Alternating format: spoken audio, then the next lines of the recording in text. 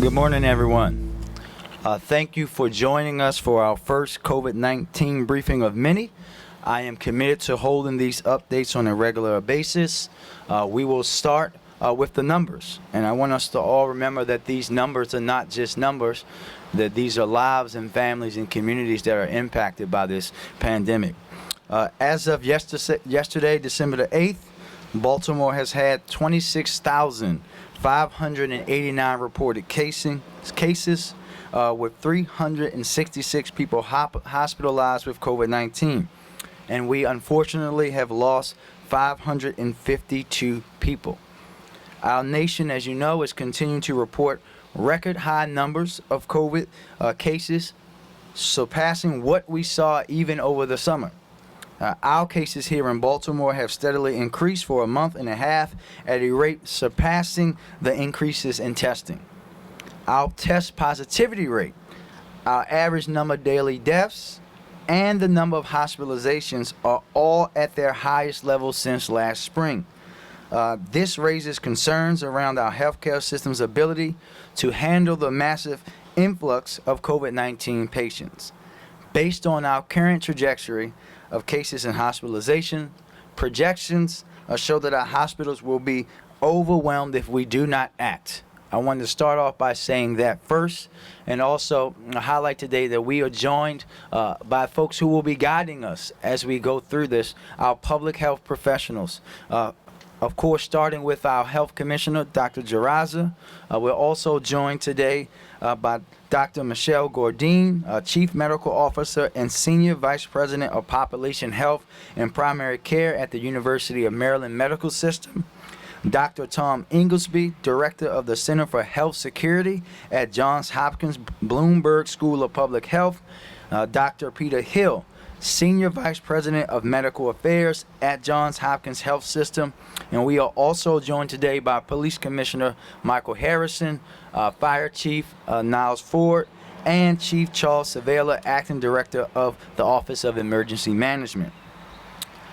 The health and safety of Baltimoreans is my top priority. And as I said yesterday, I will not waver or hesitate to make decisions that save lives in Baltimore. Also, as I said yesterday, our decisions must be and will be guided by the science and our public health officials. To that end, today I am announcing increased restrictions in Baltimore City that will go into effect Friday at 5 p.m. And we'll walk through these very slowly. Indoor gatherings at public and private facilities, private homes, and any public space will be limited to no more than 10 persons. Outdoor gatherings at public and private facilities will be limited to no more than 25 persons. Sports gatherings at facilities controlled by Recreation and Parks will be prohibited. Religious facilities shall not exceed 25% of that religious facility's maximum capacity. Retail establishments and malls will be capped at 25% of their maximum capacity. Indoor recreation establishments will be closed. This includes cigar and hookah bars, as well as adult entertainment venues. Outdoor recreation establishments will be capped at 25% of their maximum capacity. Personal service establishments will be capped at 25% of their maximum capacity. Staff at these facilities must wear face coverings at all times while indoors. Services must be provided on an appointment-only basis, and a log must be kept of names of customers, staff providing services, and everyone else who enters the shop for contract tracing purposes. Fitness centers will be capped at 25% of their maximum capacity. The casino will be capped at 25% of the maximum capacity with no food and drink. Museums, the zoo, and the aquarium will also be capped at 25% maximum capacity. Theaters and outdoor entertainment venues will be closed. Food service establishments will be closed to indoor and outdoor dining. However, carry-out, delivery, and drive-through service may continue. We understand And we know that our restaurant industry has been one of the hardest hit by this pandemic. The city has been proactive in seeking ways to support our restaurant community. In the first 2 rounds of grants totaling $5.5 million, the city through BDC has awarded 235 grants totaling $2.8 million to restaurants, carry-out establishments, bars, and taverns in the city. 30% of these grants went to businesses that received zero, let me say that again, zero federal or state funds intended to provide relief for small businesses. By next week, BDC will start awarding an additional $6.5 million in grants from the state of Maryland to support Baltimore's restaurants and public markets. More than 300 additional restaurants will receive this new grant assistance. For the 235 that have been awarded so far today, 145 of them, 62%, are women-owned. 176 of them, 75%, are minority-owned, and 155 of them, 66%, are owned by Baltimoreans. This is exactly what I mean when I talk about equity in our city. As I stated yesterday in my inaugural remarks, when it comes to the well-being of our residents, I am not afraid to do the right thing over the popular one. This is about saving lives. Nothing more, nothing less. I'm instituting these restrictions today for the public health of the residents of Baltimore. I am committing to you, the people of Baltimore, that I will be here every week to bring you the necessary information as we continue to battle this pandemic, with the hope that you will make informed decisions for you and your family. I hope all residents in Baltimore are taking advantage of the resources that are available at coronavirus.baltimorecity.gov.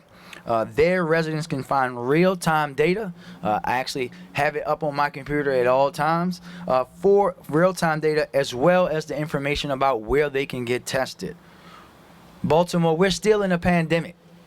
And to be quite honest, some of us aren't acting like it. And I know that COVID fatigue is real and has begun to settle in on many, but we must remain vigilant. Please be very clear. COVID doesn't get tired. COVID doesn't take days off, and COVID doesn't care how you want to go back to normal. It is actively looking to infect us all. We need all residents and visitors to act accordingly. Always wear your mask when you're out in public. Be mindful of your distance to others, and wash your hands often. We are in that time of the year where risks are going to increase. The weather is getting colder, the holidays are coming up, and people want to spend more time together indoors. And I want this to be something that everyone has to understand. The majority of the cases we're seeing are from indoor and family gatherings. We need to be even more cautious to keep our loved ones and our neighbors from getting sick and dying. As I said the other day to someone, a safe Christmas, Hanukkah, Kwanzaa is better than not having your family member for the one for next year. That's how serious this is. And I also want to be clear to my generation. The age range between 20 and 39. We are driving the numbers.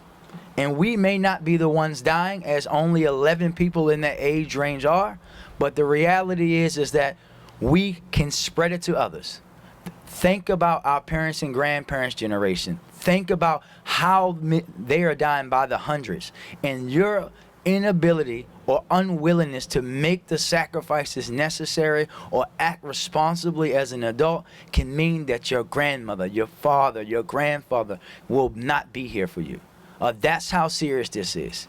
That hookah bar can wait. That brunch can wait.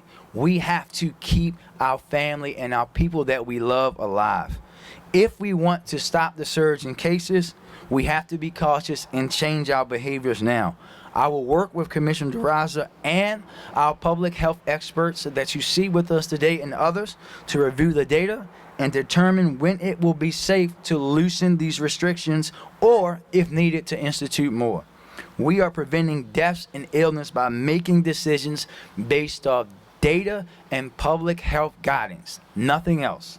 I want to thank our residents who have followed the public health guidance, and we will continue to monitor the daily information. Also, Baltimore, as we deal with this pandemic, I want to remind you to get your flu shot. It's more important this year than any other year. Don't take chances with your life or the life of your family members. Get your shot today. Now I'm asking Dr. Jaraza to update you on Baltimore City's COVID response and how we are supporting residents and families in our city. Dr. Jaraza?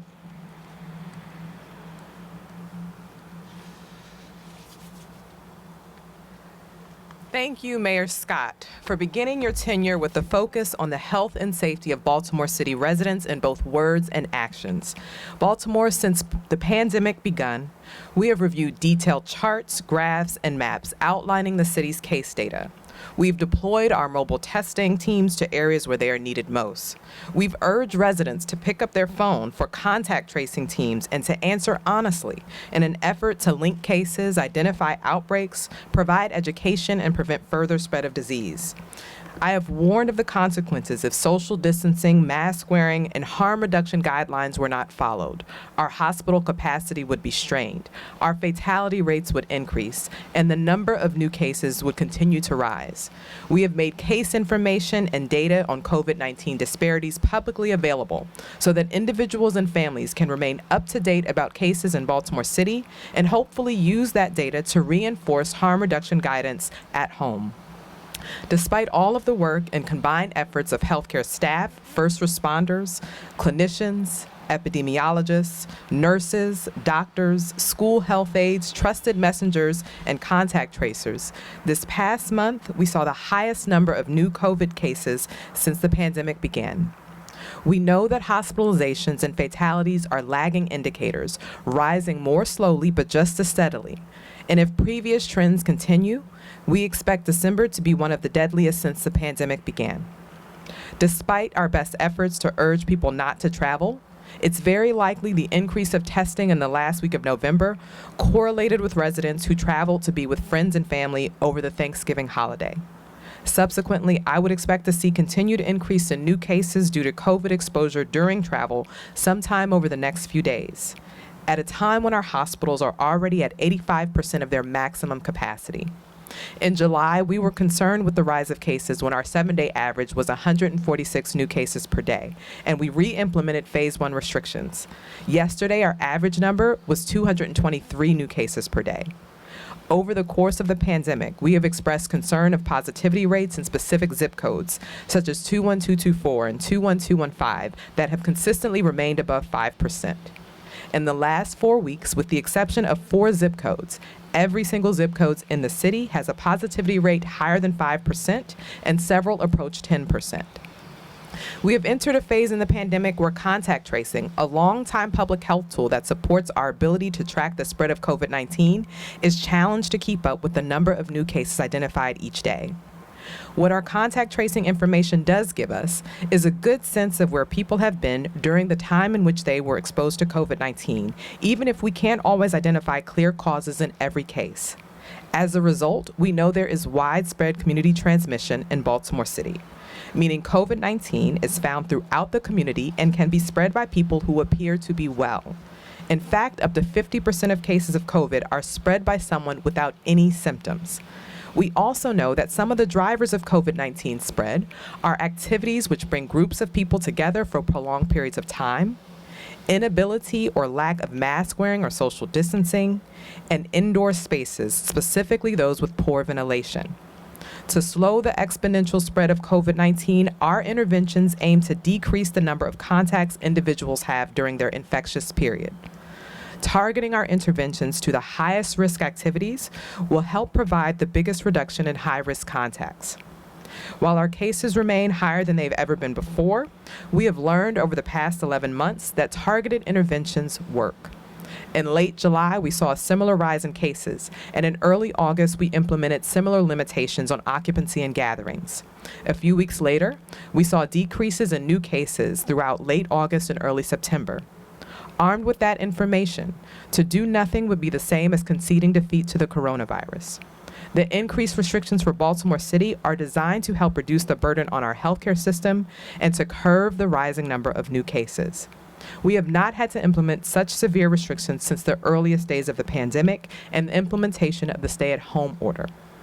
Unfortunately, with the volume of new cases that we are seeing and the implications this growing caseload has on hospital utilization during a period of widespread community transmission, even with a mask order in full effect for the past few months, activities such as eating, drinking, and smoking in close proximity to others not in your household should not continue. Finally, I urge residents not to travel for Hanukkah or Christmas and to celebrate with your immediate household, checking in with your loved ones by phone or virtually. While part of our goal is to protect our healthcare system from a potential surge, our ultimate goal is to save the lives of city residents. We all have a part to play in achieving that goal. Please continue to follow the public health guidance to keep yourselves, your loved ones, and your neighbors safe and healthy. I urge everyone to practice social distancing, frequent hand washing, and mask wearing, and please stay home if you're not feeling well. Please reduce activities outside of the home and avoid activities with others outside of your immediate household. Thank you.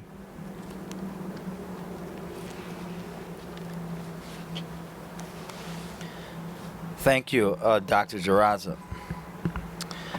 Next, we will invite Dr. Inglesby to come up to the podium. Dr. Inglesby?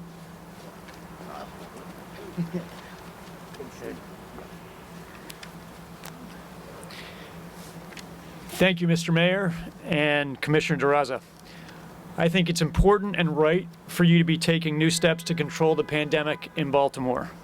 Across the country in the last 2 weeks, COVID cases have been rising in 40 states, including our own. The U.S. is now seeing more than 200,000 new cases of COVID every day. The number of deaths in this country has tripled in the last 7 weeks, with more than 2,000 people dying every day in America from COVID. Last week, COVID was the #1 cause of death in America. There are more than 100,000 people hospitalized with this disease in the country, with nearly every day, bringing record highs in hospitalizations. And there are stories from around the country of hospitals being pushed close to the edge or beyond it, with healthcare workers exhausted or overwhelmed, some of whom are becoming sick and some who are dying from this disease. While we've done better in Maryland than many states and better in Baltimore than many cities, we are not invulnerable to this virus. The number of COVID cases here is rising and the deaths are rising as well. In Maryland yesterday, we saw the number of hospitalizations jump with highest daily new numbers than we've seen in a long time. Hospitals in our state have done a great deal to increase capacity and to prepare for the surge that is with us now. But they all eventually will have their limits, which is why it's critical to slow the spread of this virus down. The light at the end of the tunnel is the likely start of a vaccination program this week, but it will take months of substantial numbers of people to get vaccinated and months to have an impact on the rate of spread of this pandemic in our state and in our city. In the meantime, we all need to do our part to physically distance, wear masks, avoid large gatherings. We need the help and direction of elected officials to temporarily close settings that are most likely to speed up the spread of the virus. What happens in the next few months is up to all of us, the people in this city and state, working together with our elected leaders to lessen the toll of this virus in the time before widespread vaccination helps us turn the corner. Thank you.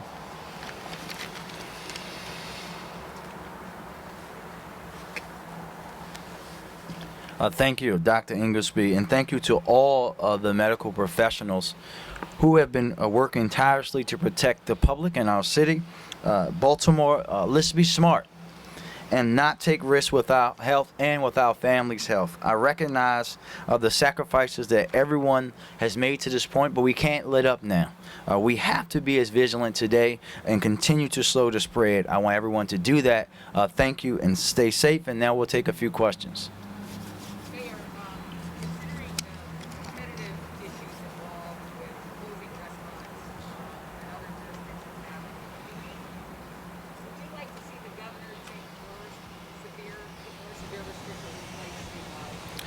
Yes, I think that will be very helpful, and I know I'll be meeting and speaking with the governor in the coming weeks, and we'll make sure that that is a part of the agenda. What do you say to? I can't hear you. You gotta speak up a little bit. Sorry. That's okay. What do you say to minimum wage workers, waitresses, especially as we approach the holidays? They're likely going to lose their job if they still have it right now. Some of these federal assistance they're going to expire at the end of this year. What do you say to them right now with these moves? Well, listen, we say that we know this is hard. We know that here in the city we've put up assistance for folks and rental assistance. We know that the federal government has put up some, and we also understand that we're going to now have a functioning federal government with President Biden and Vice President Harris, and know that we'll be working with them to get relief to residents and citizens, not just here in Baltimore, but across the country. But for us, we again, you heard it not just from me, but from public health professionals, the folks who are leading this work, not just here in Baltimore, but across the world. This is the right thing to do because this is about saving lives. We know how tough it is. We're going to, as I said, we've done a lot to support and going to continue to try to support our businesses, but we have to keep people healthy and alive, and I will not go against the advice and the guidance of the folks who understand this better than anyone else, and we will work twice as hard to get people the help that they need. Dr. Ross, you mentioned the zip codes where COVID-19 numbers continue to spike. What ground efforts, if any, are being taken? Will we see more enforcement from police? We're unable to get a questions. Can you probably repeat the Yep, he said, I didn't hear James really. so his question was about the zip codes and seeing the spikes consistently. Wanted to know about enforcement. Yes, so a few things. One, the health commissioner and the health department has done a great job of communicating.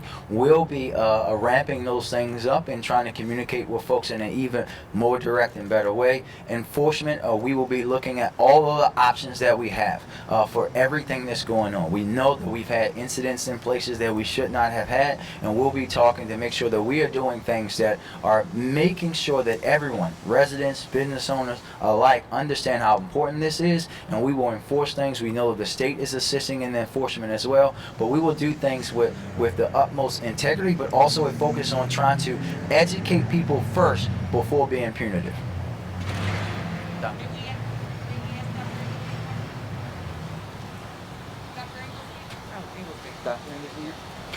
Go ahead, Jane.